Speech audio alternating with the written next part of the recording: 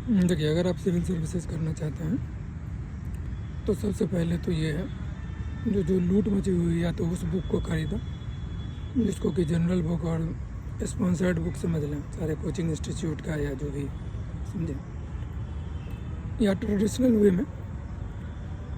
जैसे आपको मैं बताऊं, बहुत पहले मतलब बहुत पहले नहीं, इससे पहले एक बुक आती थी के रेड्डी की, कृष्णकांत जी की, बड़ी अच्छी बुक है, ठीक है ना। अभी भी उस बुक का कोई भी इंडियन हिस्ट्री में सानी नहीं है। सानी मतलब उसके लेवल का कोई बुक नहीं है, चाहे ये आपके जो है सो खान सर पढ़ाते हों, चाहे ये जो है सो यूपी वाले हैं वो पढ़ाते हों, ठीक है ना।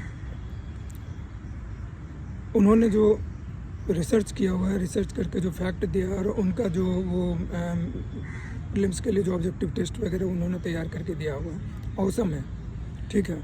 और कुछ भी नहीं है, ये एक मार्केटिंग है, आप इसको समझिए।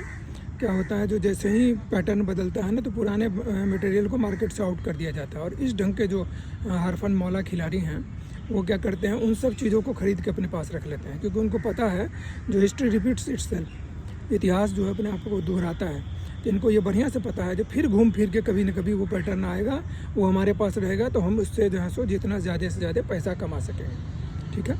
इसीलिए उसको ये कर लेते हैं। नहीं तो अगर आपको मिले तो आप, अगर आप दिल्ली में हैं तो आप पर्टिकुलरली एक जो है सो JNU के पास बुक है, उसका नाम लेना, शायद पता नहीं यूट्यूब पे नाम लेना चाहिए नहीं लेना चाहिए, बुक स्टोर है जहाँ से लेके हम लोगों ने भी पढ़ाई करी, वहाँ आप चले जाइए।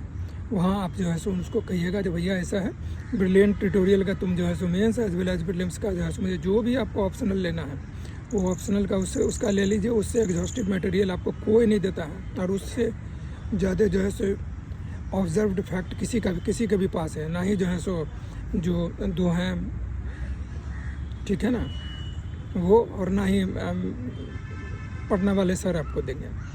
तो क्या है ना, उन्हीं सब से सारे चीज़ों से ये सिंथेसाइज करके दिए। मैं किसी का क्रिटिसाइज नहीं कर रहा हूँ, ना ही मुझे इस रूम में पढ़ना है, लेकिन जो फैक्ट है उससे मैं आपको रूबरू करा रहा हूँ। सो बी प्रिपेयर।